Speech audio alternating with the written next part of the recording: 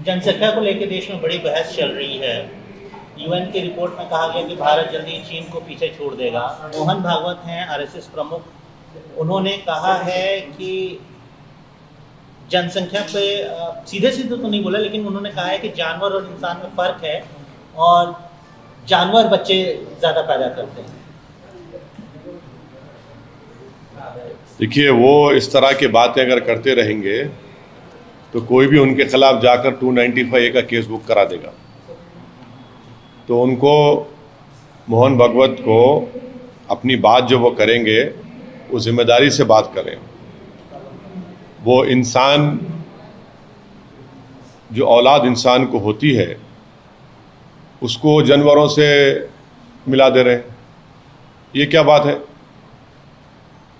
और दूसरी बात यह है कि मोहन भागवत को ये जानना चाहिए कि भारत में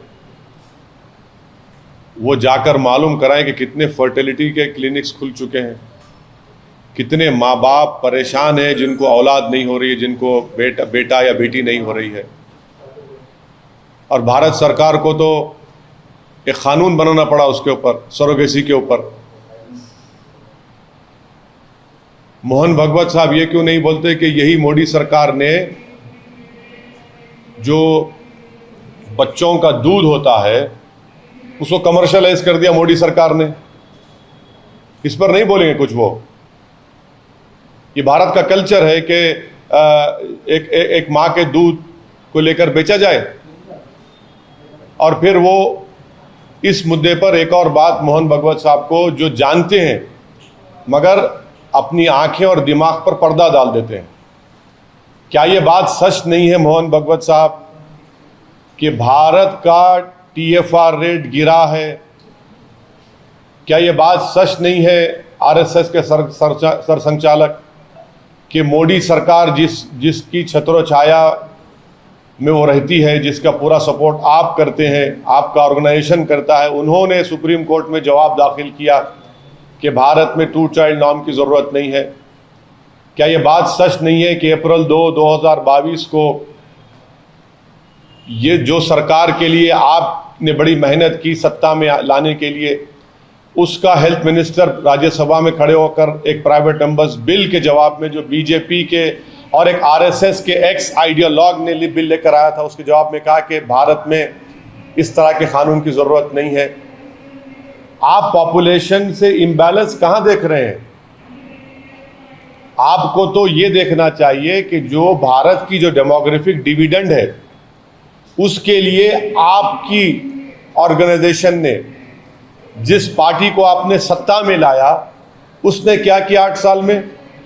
क्या पूरे विश्व में कोई देश ऐसा नहीं है जहां पर 50 साल से 50% आबादी 25 साल के उम्र की है, 60% आबादी 40 साल की उम्र की है? आपने उनको रोजगार क्यों नहीं दिया?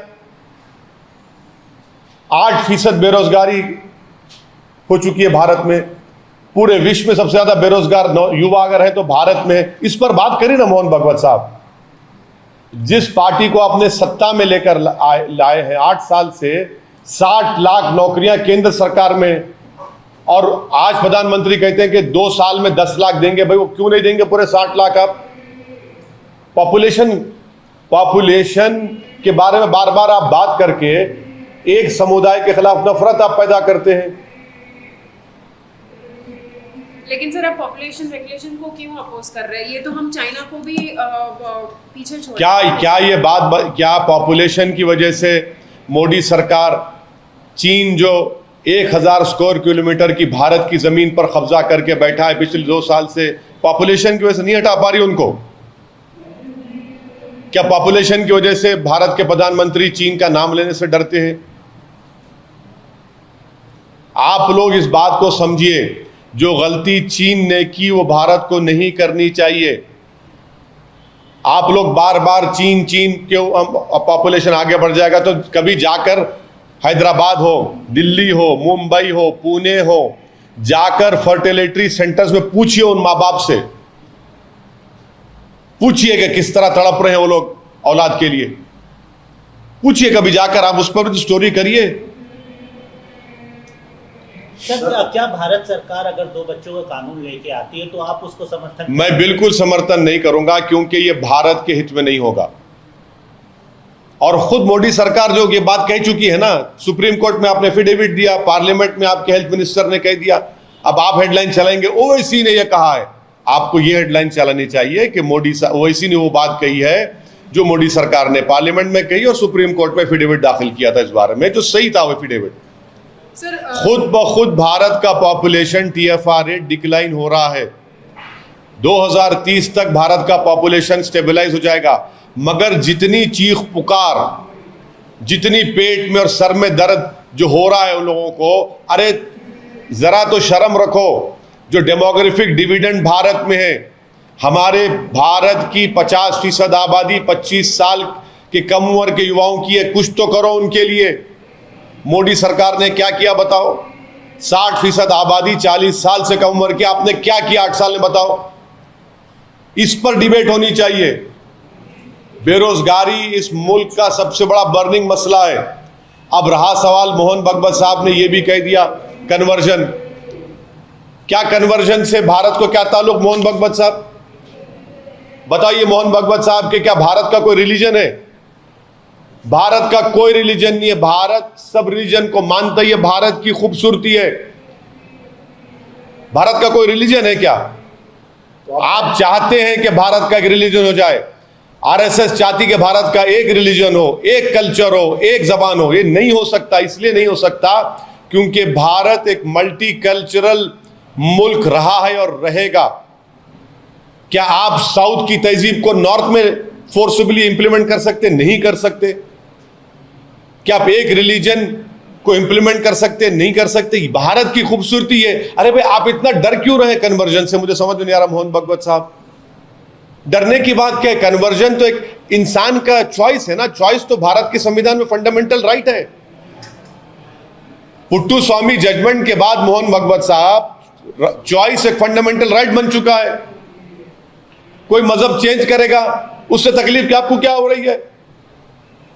कोई भगवान को नहीं मानता, नहीं मानता, ठीक है। यही तो खूबसूरती है भारत की। और देखिए मोहन भागवत साहब, एक बात याद रखिए, हिंदुत्व में और भारतीयता में बहुत फर्क है। हिंदुत्व में और भारतीयता एक नहीं है मोहन भागवत साहब। ये दोनों अलग अलग चीजें हैं। सर, क्या आप कुछ कहना चाह रहे हैं कि कन्वर्जन सही है? अगर आपका मन लगता है कि मैं कन्वर्ट करना चाह रहा हूं, तो मैं कौन होता हूं रोकने वाला आपको?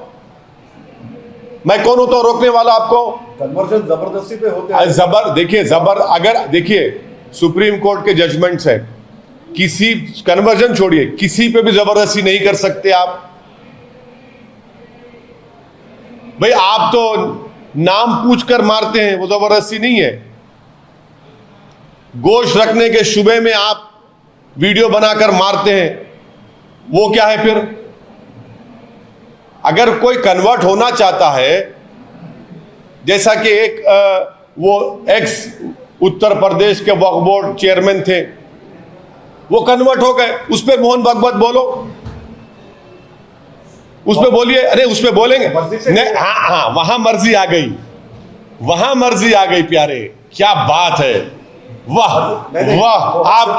आपकी मोहब्बत सलामत रहे उस आइडियोलॉजी के लिए। से होते हैं, उसके लिए वही तो प्रॉब्लम है। कल मोहन भागवत साहब ने ये भी कहा कि पॉपुलेशन के मुतालिक उन्होंने ये बात बोली कि जनसंख्या पैदा करना सिर्फ जानवरों का काम है। मतलब सुनिए, मोहन भागवत साहब को संविधान पढ़ना चाहिए। आप संविधान को कब माने हमको मालूम। अब भारत 75वीं आजादी यौम आजादी मनाने जा रहा है। तिरंगे को आप कब माने? ऑर्गेनाइजर पढ़ लो आप। आपने 3 रंग के बारे में आपके उस वक्त के सरसंचालक ने क्या कहा था, वो पढ़ लो आप। जनगण मन के बारे में आपके उस वक्त के सरसंचालक ने क्या कहा था, पढ़ लो आप। मोहन भागवत साहब, मेरी आपसे गुजारिश है कि डायरेक्टिव प्रिंसिपल्स पढ़िए भारत के संविधान के। आप लोग के दिमाग में खाली 44 घुसा हुआ है। क्या डायरेक्टिव प्रिंसिपल में नहीं लिखा गया कि जो कमजोर होगा उसको ताकतवर बनाया जाएगा? सोशली कमजोर होगा, ताकतवर बनाओ। इकोनॉमिकली कमजोर होगा ताकतवर बनाओ, पॉलिटिकली कमजोर होगा ताकतवर बनाओ। यही तो बात है, इक्वालिटी अमॉन्ग इक्वल्स की बात करता है संविधान। ये समझते नहीं, समझना नहीं चाह रहे, इन चीजों को जानते हैं मगर अपनी आइडियोलॉजी उन पर इतना गालिब आ चुकी है कि किसी को सच्चाई को दूसरी मानते ही नहीं है, बस अपने आप को सच मानते हैं। सच्चाई संविधान है, उसको मानना पड़ेगा। सर, ये अभी संसद में अनपार्लियामेंट्री वर्ड्स के बारे में कहा जा रहा है कि अब एक बात सुनिए, हम तो जो किताब जिन्होंने छपाया उनसे हम रिक्वेस्ट कर रहे कि भाई प्रोसीजर पे तो बात कर लो, पार्लियामेंट के रूल्स पे तो बात कर लो। बिल आता है सरकार का, एक ही दिन में बिल आता है, मेंबर्स कैसे पढ़ेंगे? और उसको स्टैंडिंग कमेटी रेफर नहीं करते, वो क्या रूल प्रोसीजर में नहीं है? रूल प्रोसीजर के तहत स्टैंडिंग कमेटी, अब स्टैंडिंग कमेटी रेफर नहीं करते। और अनपार्लियामेंट्री वर्ड के दूर की बात, वो अहम नहीं है, कंटेक्स्ट अहम है।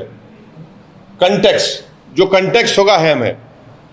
अब कंटेक्स्ट क्या है कि मैं बोलूंगा कि मैं मोदी सरकार पर फूल फेंक के मारूंगा क्योंकि आपने नौजवानों को बेरोजगार बना दिया। मैं कहूंगा पार्लियामेंट में खड़े होकर कि मैं देश के प्रधानमंत्री और उनकी सरकार पर फूल फेंक कर मारूंगा क्योंकि देश के युवाओं का मुकद्दर बेरोजगारी बना दिया। तो क्या फूल को अनपार्लियामेंट्री बना देंगे आप? मारूंगा उसके नहीं, फूल अच्छा, फूल बरसा के मारूंगा। और ये कहूंगा कि भाव फूल बरसाओ मोदी सरकार पर कि उन्होंने भारत के नौजवानों को बेरोजगार बना दिया। तो क्या अनपार्लियामेंट्री हो जाएगा? कंटेक्स्ट इंपॉर्टेंट है। ये लफ्ज की बहस में मत जाइए, रूल्स को, प्रोसीजर को फॉलो करने की जरूरत है। अरे भाई, बिल आता है, स्टैंडिंग कमेटी नहीं जाता। स्टैंडिंग कमेटी क्यों नहीं जाता भाई? संविधान में जो कॉन्स्टिट्यूशनल वैल्यूज है उस पर काम करिए। मालूम ही नहीं, कॉन्स्टिट्यूशनल वैल्यूज, कॉन्स्टिट्यूशनल मोरालिटी, कुछ ही नहीं, कुछ भी नहीं होता उस पर काम। सर, डिसेंसी और डेकोरम भी कोई चीज होती है? हाँ, बिल्कुल होनी चाहिए। ये डिसेंसी और डेकोरम है कि आप उसी दिन बिल ला लेते हैं, स्पीकर साहब से रिक्वेस्ट कर लेके मना लेते और उसी वक्त आप पास कर लेते, नाम पढ़ सकते, नाम समझ सकते। भाई, देश की जनता को हम जवाब दें, अगर कोई बिल लाते, कानून बनाते तो हमको पढ़ने का मौका मिलना चाहिए, स्टैंडिंग कमेटी को जाना चाहिए। लेकिन सर, ये तो कितने नहीं, लैंग्वेज इंपॉर्टेंट नहीं है मैडम, कंटेक्स्ट इंपॉर्टेंट है। कंटेक्स्ट इंपॉर्टेंट है।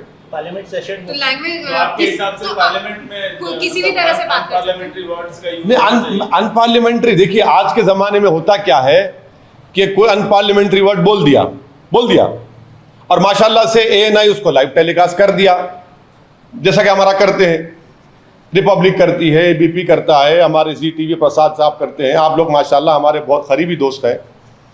लाइव टेलीकास्ट में चला गया, अब बाद में एक्सपंज। अरे एक्सपंज के माने क्या है? इसीलिए करो, कंटेक्स्ट इंपॉर्टेंट है। अगर मैं कहूंगा कल पार्लियामेंट बहस होगी बेरोजगारी के ऊपर, मैं कहूंगा कि मैं मोदी सरकार पर फूल बरसाकर मारूंगा क्योंकि उन्होंने नौजवानों को बेरोजगार बना दिया, तो क्या फूल को अनपार्लियामेंट्री कर देंगे? समझिए, इंपॉर्टेंट क्या है कि रूल्स एंड प्रोसीजर को आप इंप्रूव करिए, कॉन्स्टिट्यूशनल वैल्यूज, कॉन्स्टिट्यूशनल मोरालिटी को करिए। आप बताइए, अब पार्लियामेंट कितने दिन बैठ रहा है भाई? मॉनसून सेशन 18 तारीख से 12 अगस्त तक क्या होगा भाई? उसमें क्या बहस कर पाएंगे हम? जब साल शुरू होगा तो आप एक साल का कैलेंडर बना दीजिए कि इतने दिन बजट सेशन, इतने दिन मॉनसून सेशन, इतने दिन विंटर सेशन होगा। कैलेंडर बनाइए ना, आप नहीं बनाते। आप अनपार्लियामेंट्री वर्ड्स की बात कर रहे हैं। क्या ये अनपार्लियामेंट्री नहीं था कि स्पीकर पीछे बैठा है, प्रधानमंत्री सामने बैठा है? अनपार्लियामेंट्री नहीं था ये? किताब लिखने वालों से पूछ रहा हूं, बताओ, मेरे सवाल का जवाब दो जिन्होंने किताब लिखी। आप ज्ञानी हैं, आप सारे देश में ज्ञान बांट रहे हैं, इतनी मोटी किताब छापे आप। नहीं बोल सकते आप क्योंकि आपको अपनी नौकरी का डर है। बोलेंगे प्रधानमंत्री सामने, स्पीकर पीछे, अनपार्लियामेंट्री, तो नौकरी चली जाएगी आपकी। चलिए, एक जाना सवाल सर, आप शहर हैदराबाद के सांसद हैं। बीजेपी अभी कार्यकारिणी की बैठक हुई थी, उसमें ये बात खुल के आई थी कि हैदराबाद शहर का नाम भाग्यनगर करेंगे। इस पर आपको क्या कहना है? ऐसा है ना, नौकरी नहीं दे सकते, नाम बदल दो। चीन को भगा नहीं सकते जो 1000 किलोमीटर कब्जा करके बैठा है, नाम बदल दो। हाँ, पेट्रोल डीजल की कीमतें आसमानों को छू रही हैं, नाम बदल दो। 2 करोड़ नौकरियों का वादा किए थे 2014 में, नाम बदल दो। ट्रेड इम्बैलेंस को इंप्रूव करेंगे, नाम बदल दो। डॉलर को 40 रुपए करेंगे, नाम बदल दो। हैदराबाद में सैलाब आया, 1 पैसा मोदी सरकार नहीं दिए, नाम बदल दो। ये सब इनका मामला, ये नफरत आप तेलंगाना में फैलाएंगे, तेलंगाना की आवाम आपको धुतकार देगी। मोहब्बत को आम करो। आप नफरत फैलाने की कोशिश कर रहे हैं, तेलंगाना की आवाम रिजेक्ट करेगी उसको। और यहां पर तेलंगाना की फीलिंग है, उसको समझो आप। ये दारुसलाम में जॉब मेला लगा है, तो क्या मकसद है? क्या देखिए,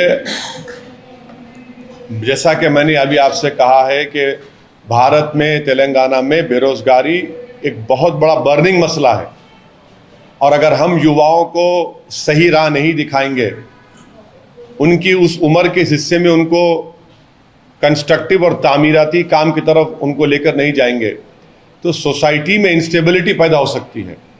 और हमारी बदबख्ती है कि केंद्र में एक ऐसी सरकार है जिसने रोजगार पर कोई काम नहीं किया, सिर्फ झूठ बोलते हैं। इसीलिए आज हमने हमारे पार्टी ऑफिस में कई ऐसे हमने फंक्शंस किए करते हैं। अब 1500 वैकेंसियों की ज़रूरत है। बिग बास्केट एक सिप्स कंपनी है, उन्होंने हमसे कांटेक्ट किया, तो हमने कहा आइए हम पूरे हमारे कॉन्स्टिट्यूंसी में ऐलान करवाए, सोशल मीडिया से, इलेक्ट्रॉनिक प्रिंट मीडिया से, हमारे संगठन के लोग भी गए, जमा किए लोगों को। तो मकसद ये है कि इनको नौकरी मिले, और अगर वो 8-9 घंटे काम करेंगे डिलीवरी एग्जीक्यूटिव का, तो कम से कम उनको वो मेहनत के ऊपर उनको 30 से 35 हज़ार मिलेंगे। और हम तो यही पैगाम दे रहे हैं भारत के युवाओं को कि मेहनत करिए, कंस्ट्रक्टिव काम करिए, मोहब्बत को आम करिए, और अपने हिम्मत और हौसले को बुलंद रखिए। क्योंकि ये जो ताकत भारत की आज हमारे पास है, वो ये युवा है। कल का मुस्तकबिल नौजवानों का होने वाला है, कल का मुस्तकबिल मोदी जी का नहीं होने वाला है। भारत का मुस्तकबिल ये युवा है। तो इसलिए उनको कंस्ट्रक्टिव तामीराती काम की तरफ लगाना, उनको रोजगार देने की कोशिश करना है। और इसी एक छोटी, हम अपनी तरफ से छोटी कोशिश कर रहे हैं। और मैं भारत के, बल्कि मेरे कॉन्स्टिट्यूंसी के नौजवानों से अपील भी किया हूँ कि मेहनत करने से मत कतराइए। छोटा काम हो, बड़ा काम हो, आप मेहनत करो। क्योंकि जब आप मेहनत करेंगे तो हक और हलाल की कमाई कमाएंगे आप। और आज के इस प्रोग्राम में हम देखा है, एक मुस्लिम महिला, ये जो लोग आपके टीवी चैनलों पर बैठकर आपके बड़े बड़े एंकर जो बड़े बातें करते हैं, ये मुस्लिम महिला पे दुश्मन दबा दिया जा रहा है, वो क्या? अरे आके देखो, यहाँ पर एक मुस्लिम महिला हिजाब निकाब पहनकर बोल रही है, मैं 5 साल से काम कर रही हूँ, मोटरसाइकिल पर डिलीवरी एग्जीक्यूटिव हूँ, 30,000 रुपये कमाती हूँ। ये चेहरा आप लोग दिखाना चाहिए मुसलमानों का। एक मुसलमान हस्बैंड एंड वाइफ दोनों डिलीवरी एग्जीक्यूटिव हैं। ये बड़ा, ये चीज़ को देखिए आप लोग। ये जो ट्रांसफॉर्मेशन, जो डेवलपमेंट मुस्लिम सोसाइटी में है, इसको भी महसूस करनी चाहिए।